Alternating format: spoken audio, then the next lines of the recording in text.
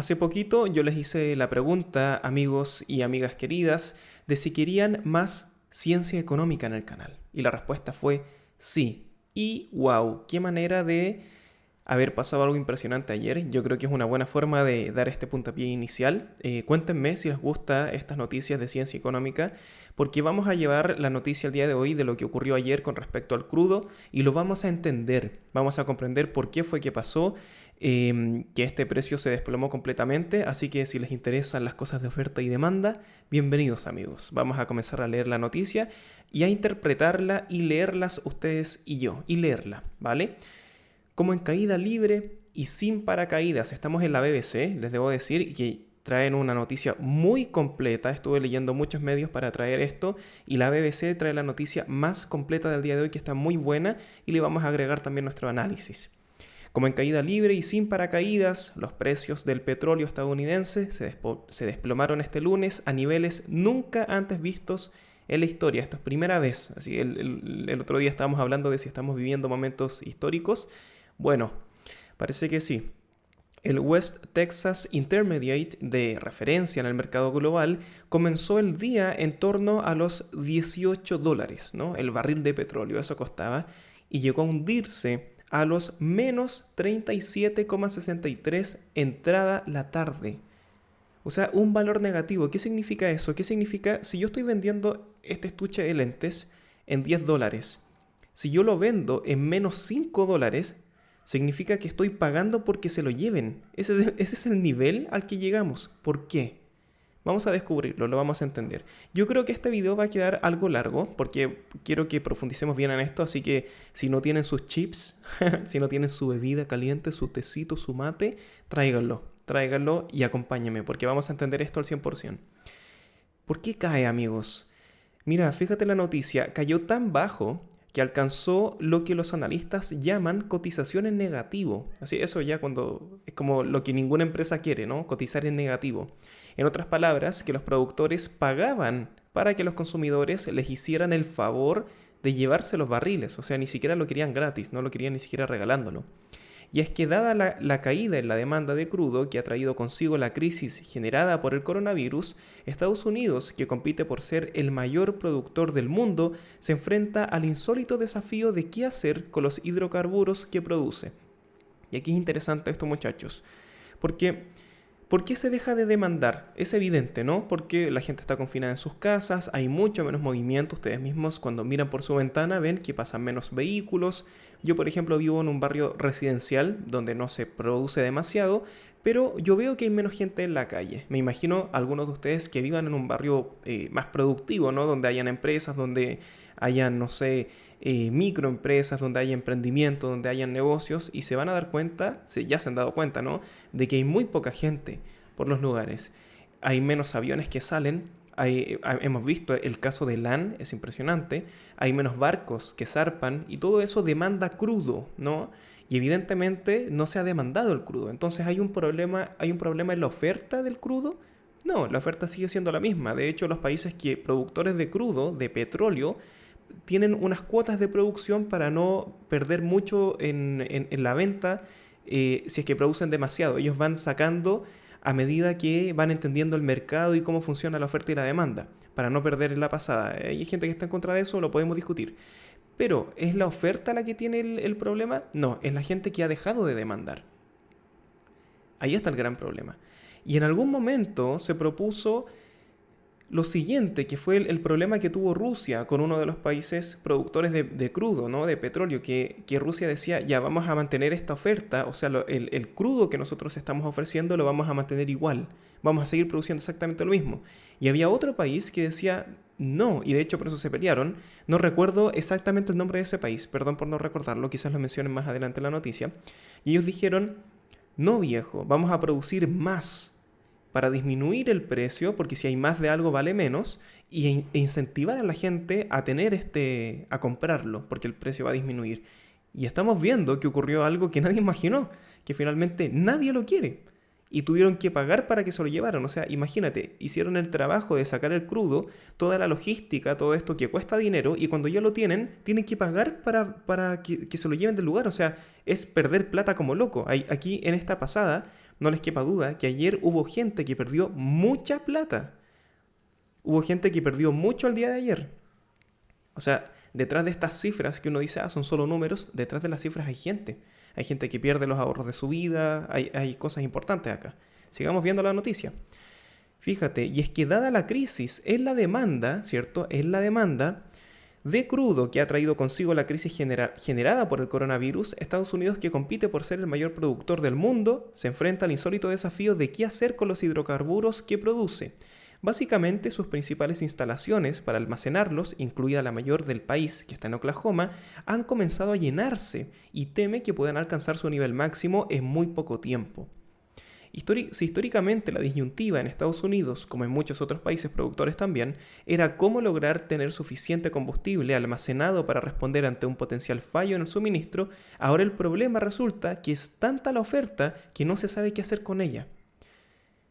Ahí está el problema. Si es que yo estoy ofreciendo algo de lo cual existe mucho, no solamente está en la disyuntiva de, ok, tengo un precio muy bajo, sino que además tengo que tener logística para almacenar eso, y eso también cuesta. O sea, los grandes retail gastan un montón de dinero en bodegas para tener las cosas ahí. De hecho, ¿por qué aquí, por ejemplo, cuando ocurre ya la liquidación de verano, la liquidación de invierno, y de repente uno ve que te venden, no sé, una polera, un pantalón a un precio ridículo? Y uno dice, pero ¿cómo?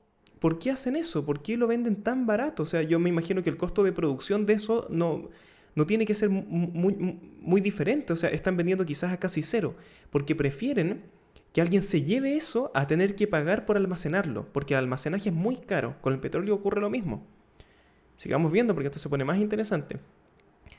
Pero no pasa solo allí, y continúa la BBC. En algún momento, muy pronto, es posible que la capacidad de almacenamiento de petróleo a nivel global alcance su límite, alertó el mes pasado Fatih Birol, director ejecutivo de la Agencia Internacional de Energía, mientras Rystad Energy, una consultora petrolera con sede en Oslo, estimó que el 76% del almacenamiento mundial ya estaba lleno y que era probable que el mundo se quedaría sin lugares donde guardar su crudo este abril. ¡Wow! No hay espacio. Impresionante. Si en algún momento nosotros dijimos, oye, nos falta petróleo, hay muchos vehículos funcionando, hay muchos aviones saliendo, hay muchos barcos, hay mucho comercio, hay mucho de todo, y hoy día es dónde metemos el petróleo, que nadie lo quiere. Obviamente estoy haciendo una hipérbole, no es que nadie lo quiera. De hecho, Estados Unidos estabilizó el precio comprando mucho. Pero se entiende, ¿no? Se entiende. ¿Cómo se llegó a este punto? Y aquí la BBC me gusta mucho porque empieza a no solamente a dar la noticia, que para eso vemos los noticieros que todo el día dieron la noticia, sino de comprender esto, entenderlo en su raíz. Así que vamos para allá. Jorge Piñón, experto en temas energéticos de la Universidad de Texas, Estados Unidos, le explica a BBC que la crisis generada por la expansión del coronavirus solo hizo agravar la brecha entre la producción y el consumo de petróleo a nivel global. O sea, esto sin la pandemia igual hubiese ocurrido, quizás no tan agresivamente como tener que pagar para que se lleven el petróleo, pero igual íbamos para allá. Esto es lo que dice el señor Piñón. Y Estados Unidos, como mayor productor mundial de petróleo, hay mucha gente que no sabe eso, ¿eh? Estados Unidos es el mayor productor del mundo de petróleo. ¡Wow! Desde 2018, o sea, lo lograron. Era algo que ellos querían y lo lograron. No está ajeno a esas circunstancias, por supuesto. El problema que tenemos hoy y el talón de Aquiles que tiene la industria de hidrocarburos no es la oferta, lo que ya estábamos comentando. Todos sabemos que hay suficiente petróleo en el mundo. El problema está en la demanda y cómo se va a recuperar después de esta crisis, dice el señor Piñón. Interesante, ¿no? Cómo en poco tiempo cambia tanto el escenario mundial. Y esto nos sirve también para analizar cómo se empiezan a generar estas diferentes disputas que ya estamos conversando entre China, entre Estados Unidos, que yo te acuso, que me acusas tú de vuelta. Esto tiene mucho que ver. Sigamos leyendo, muchachos. De acuerdo con el experto, los desajustes caóticos entre la oferta y la demanda de petróleo habían comenzado a notarse incluso antes de la llegada del virus, producto de la propia desaceleración que habían reportado las economías de China e India, dos de los motores de la compra internacional de hidrocarburo. Ellos dejaron de demandar, ¿cierto? China e India empezó a demandar mucho menos. Aquí uno puede pensar que China lo hizo también con otros fines, Pero la versión oficial que tenemos es que sus economías no estaban tan aceleradas como antes. O sea, China anteriormente, yo me acuerdo, habían, no sé, 3 años seguidos que China crecía al 5%, que es impresionante esa cifra. Un país de ese tamaño que crezca al 5% es como, wow, pero ya no. Entonces deja de demandar muchas cosas. Aquí en Chile nos pasó la cuenta con el tema del cobre. Si China deja de demandar cobre, nosotros empezamos a ver las consecuencias también. Un mundo globalizado, amigos. Bienvenidos al mundo de la globalización. Luego, la situación fue a peor con la crisis global que generó el coronavirus, que llevó a detener prácticamente la economía global. Y ese es el gran desafío, uno de los grandes desafíos que tienen las pandemias. No solamente que, evidentemente, el golpe inicial es en la salud y en la vida de las personas, sino que el segundo golpe es en cómo se sigue moviendo la sociedad, porque la sociedad se paraliza y eso trae un montón de otros problemas. Lo estamos viendo en países como Ecuador, por ejemplo, donde ahí, bueno, tiene que ser el país más golpeado de Latinoamérica por esta pandemia. Lo estamos viendo en todo el mundo. Estamos viendo cosas muy, muy potentes, lamentables, interesantes. Es como, wow, hay que analizar esto poco a poco. Ahora con las aerolíneas y las industrias paralizadas, las ciudades en cuarentena sin que la gente use mucho sus carros, es previsible que la demanda de petróleo en el mercado internacional se reduzca más. Sí, esto no va a terminar mañana. Dice el señor Ernie Barsamian, director de Tank Tiger, una compañía que busca lugares donde almacenar el petróleo. Fíjate eso, una compañía que busca lugares donde almacenar el petróleo. Si ustedes tienen un espacio en su casa, vendan ese espacio a Tank Tiger. Qué increíble esto que estamos leyendo. Cálculos de IHS Markit, una firma de investigación, indican que la demanda a nivel global durante el primer trimestre del año cayó en 3,8 millones de barriles por día. Son un 4% del suministro mundial, la peor desde las crisis del 2008. Nosotros pensamos que después del 2008 no iba a ser nada peor. Los amigos de España saben bastante bien de esa crisis, ellos la sufrieron bastante, pero estamos viendo una crisis ahora, ¿no? La crisis del COVID. De ahí que tras una guerra de precios entre Rusia y Arabia Saudita, ese era el país que yo no podía recordar el nombre, ahí está. Qué bueno que lo mencionaron, Rusia y Arabia Saudita, que también influyó en la caída de la cotización hace unas semanas. ¿Qué fue lo que hicieron? Lo que comentamos. Rusia dijo, mantengamos la producción, y Arabia Saudita, que es parte de los países petroleros, no le hizo caso y dijo, no, nosotros no vamos a hacer eso que dice Rusia, nosotros vamos a producir más, porque así vamos a estimular la demanda. Y bueno, el precio cayó, porque eso es lo que pasa cuando uno ofrece más de lo mismo. Y luego de un acuerdo con México, la Organización de Países Productores de Petróleo y aliados, que son la OPEP, México, ahí también está metido, acordaron reducir en 10% la producción a partir de mayo, la mayor de la historia. O sea, ahí se ponen de acuerdo los productores y dicen vamos a disminuir en un 10% lo que estamos produciendo para tratar de subir ese precio. Hay mucha gente que dice que eso es injusto porque ellos tienen el sartén por el mango en ese sentido, pero aquí todo se traduce, amigos, aunque sea justo, aunque sea injusto, en quién tiene el mayor poder de negociación. Lamentablemente, el que está en mejor posición tiene la capacidad de obligar a los otros a hacer o no hacer. Si al final todo esto que estamos revisando y que estamos viendo se traduce a cómo obtengo una mejor posición en el tablero. Aquí la injusticia, lo que es ético o moral, lamentablemente en la política y en la economía mundial, se pasan a un segundo plano. Porque cuando uno tiene más ventaja que el otro y lo sabe, uno utiliza esa ventaja. Cuando uno sabe que el otro no conoce algo que yo sí, y esa información me puede traer mucho rédito, me puede traer mucho beneficio, uno utiliza eso a su favor. Y esto no es que los políticos sean especialmente malvados, uno hace lo mismo. Sí, finalmente la política es una expresión de humanidad.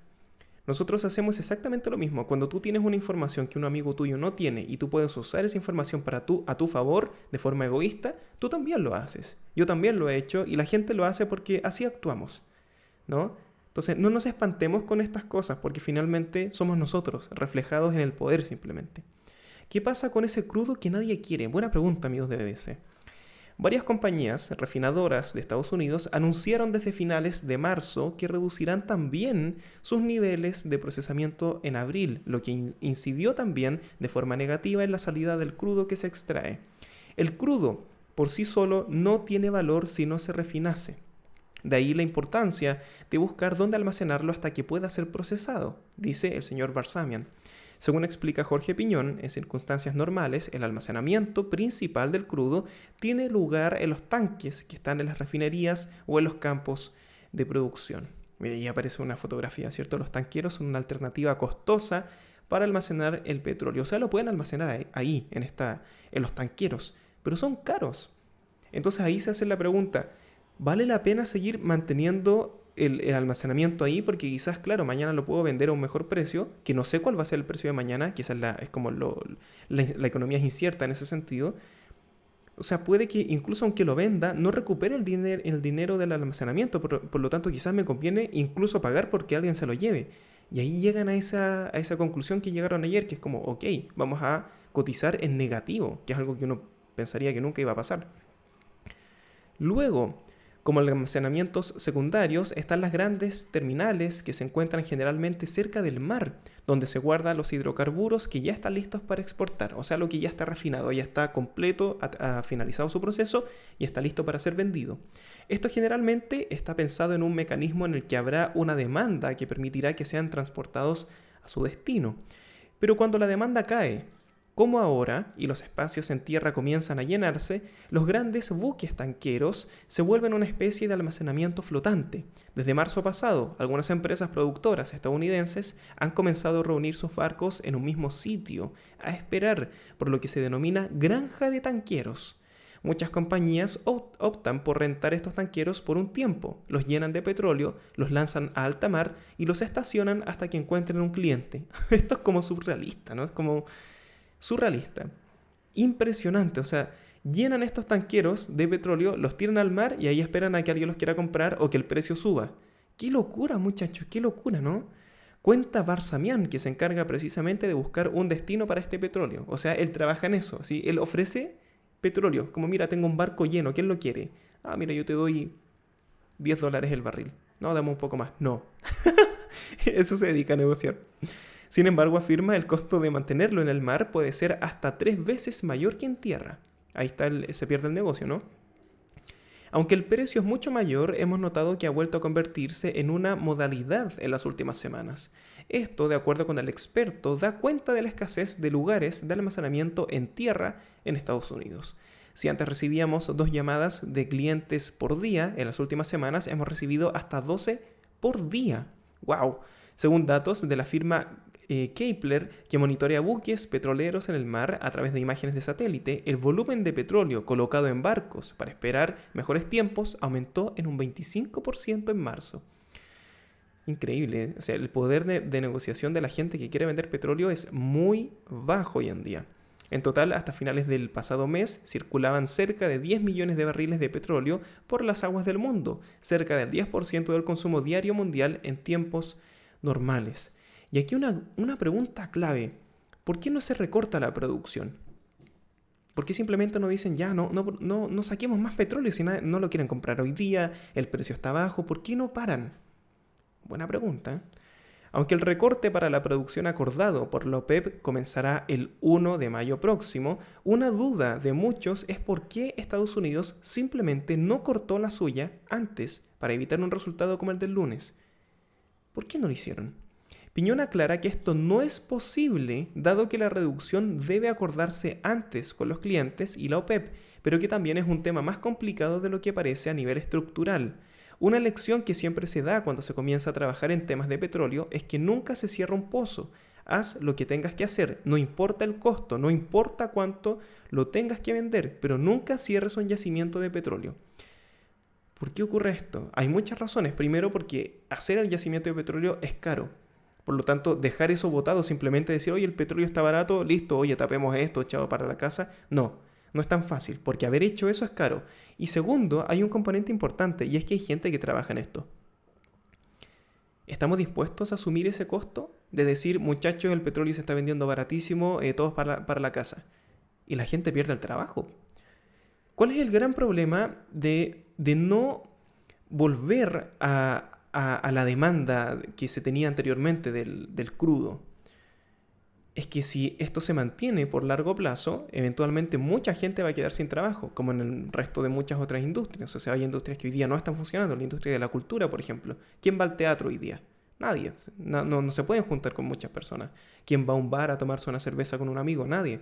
O sea, todos esos sectores de la economía han dejado de funcionar completamente, muchos de ellos. O sea, ni siquiera es que hayan tenido una baja, no sé, del 40% de las ventas. Muchos de ellos bajaron a cero, a nada. Imagínate eso, que en un mes tú estás recibiendo X cantidad de sueldo y al mes siguiente cero. Y al mes siguiente cero. Y al siguiente cero. O sea, cuesta aguantar eso, hay que tener una espalda financiera potente. Y muchas de las personas que funcionaban al día no la tienen y están cayendo en endeudamiento. El día de ayer se conoció la cifra que este mes, y junto con el mes pasado, ha sido en el que mayor se ha endeudado el chileno promedio. Porque muchas personas viven al día, no tienen capacidad de ahorro y por lo tanto tienen que lamentablemente endeudarse y empezar a pagar intereses, que es terrible. O sea, es una situación muy complicada la que estamos viviendo. Sigamos leyendo, amigos queridos.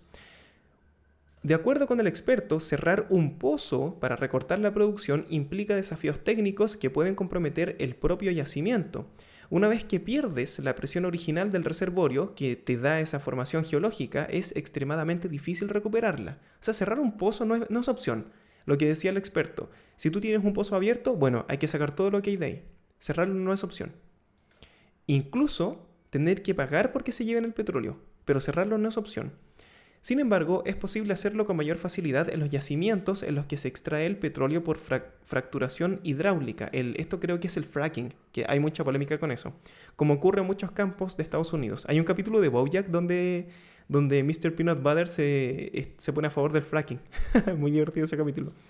El otro elemento, según Barsamian, no solo está en que una vez que ya está abierto el pozo, el coste de producción suele ser reducido. También señala que las empresas productoras son dependientes de los ingresos de la venta, por lo que deben de seguir vendiendo incluso aunque el precio caiga. Eso es muy interesante. Potente, o sea, hay gente que depende directamente de ese yacimiento en particular. Por lo tanto, claro, si el precio cae, bueno, habrá que vender más barato, pero no podemos cerrar porque dependemos de esto. Obviamente no pueden operar a largo plazo regalando el petróleo o pagando para que se lo lleven, eso es insostenible, pero están dispuestos a asumir incluso eso para poder vender al día siguiente, porque no les queda de otra. Aunque uno no lo crea, el poder de negociación que tienen las petroleras en específico no es tan potente, porque tienen que competir muy duro. Impresionante, ¿eh? No puede cerrar la producción, tienen que venderlo a cualquier precio. Estados Unidos cuenta con las mayores reservas estratégicas de petróleo del mundo y Trump había anunciado en marzo pasado el plan para llenarlas a tope. ¿Qué provecho puede tener esta circunstancia? Y con esto ya terminamos. Y antes de terminar, les quiero pedir por favor que en los comentarios digan si les ha gustado traer ciencia económica. A mí me parece muy interesante, me parece que tenemos mucho por aprender sobre esta ciencia en particular, una ciencia social porque mide el comportamiento humano, al igual que la psicología, al igual que la sociología, es muy interesante, pero que sea interesante para mí no se justifica, tiene que ser interesante para ustedes. Por favor, cuéntenme en los comentarios y si no les gusta, pongan también, no Ivamba, no me gusta la economía, preferiría no hablar de economía. Y si les gusta, Ivamba, sí, más economía. Cuéntenme por favor, su comentario es vital para tomar decisiones en el canal, ¿vale? Y con esto terminamos. ¿Qué provecho puede tener esta circunstancia? Según Barsamian, en circunstancias de este tipo, muchas agencias o comerciantes compran petróleo a bajo precio para esperar a que suban y luego venderlo, en una operación que es conocida como contango. Esto se hace en cualquier cosa, o sea, esto no es solamente en petróleo, hay gente que lo hace con los países incluso. Cuando los países caen en quiebra o cuando los países empiezan a cotizar muy bajo en la bolsa mediante sus empresas, uno espera que de repente vendan de un día para el otro mucho. Y uno dice, ¿pero por qué? O sea, está quebrando, no están cotizando bien, sus acciones valen poco, ¿por qué de repente empiezan a vender? Porque hay gente que, no por querer equilibrar el tema, sino por querer sacar beneficio personal, se dan cuenta que las acciones están bajísimas y dicen, ok, esto si mañana sube, me puedo hacer millonario.